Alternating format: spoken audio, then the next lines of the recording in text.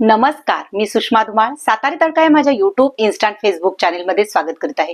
आज मी तुमच्यासाठी south Indian style peanut चटणी घेऊन आली आहे।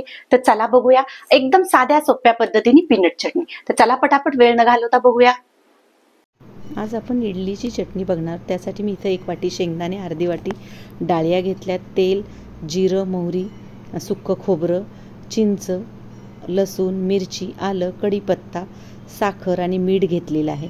तर चला सगळ्यात अगोदर आपण चटणी वाटायला घेऊया। त्यासाठी मी इथं भाजलेले शेंगदाणे घेतलेत 1 वाटी, अर्धी वाटी डाळिया घेतले, जो आपण चिवड्यामध्ये वापरतो ती डाळिया आहे, सुक्कं खोबरं घेतले, थोडंसं चिंच, लसूण, आलं आणि कढीपत्ता आपल्याला ह्याच्यात तोडून टाकायचा आहे। त्याने काय होतं, छान वाटला जातो तो कढीपत्ता आणि चटणीला छान फ्लेवर पण येतो।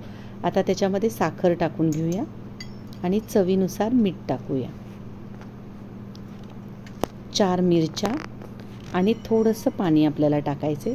पहिलं पाणी टाकून आपल्याला वाटून घ्यायचे, त्याने आपली चटणी छान बारीक वाटली जाते, बघू शकता।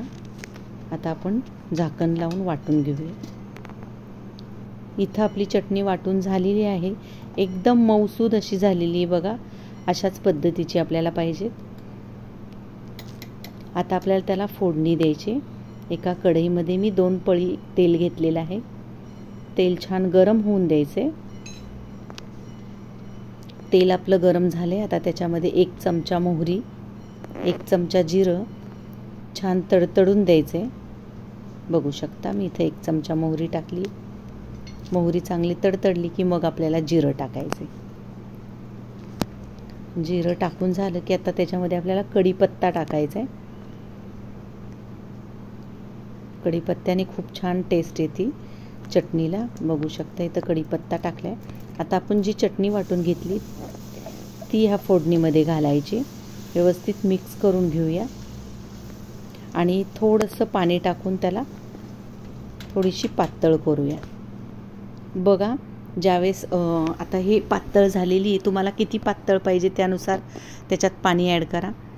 बघा, ज्यावेळेस आपल्याकडं ओलं खोबरं नसेल त्यावेळेस ही चटणी एकदम बेस्ट ऑप्शन आहे, बघू शकता। इथं इडल्यांवर आत्ता आपण जी केलेली चटणी इडलीवर टाकूया।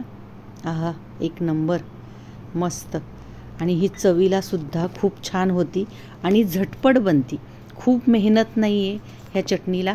तर तुम्ही नक्की ज्यावेळेस इडली कराल ना त्यावेळेस अशा पद्धतीची चटणी नक्की करून बघा आणि ती चटणी कशी झाली होती मला नक्की कमेंट करून सांगा। आणि तुम्हाला अजून कसे व्हिडिओ बघायला आवडतील ते सुद्धा कमेंट करून सांगा। बाय, परत भेटूया अशीच वेगळी एक रेसिपी घेऊन।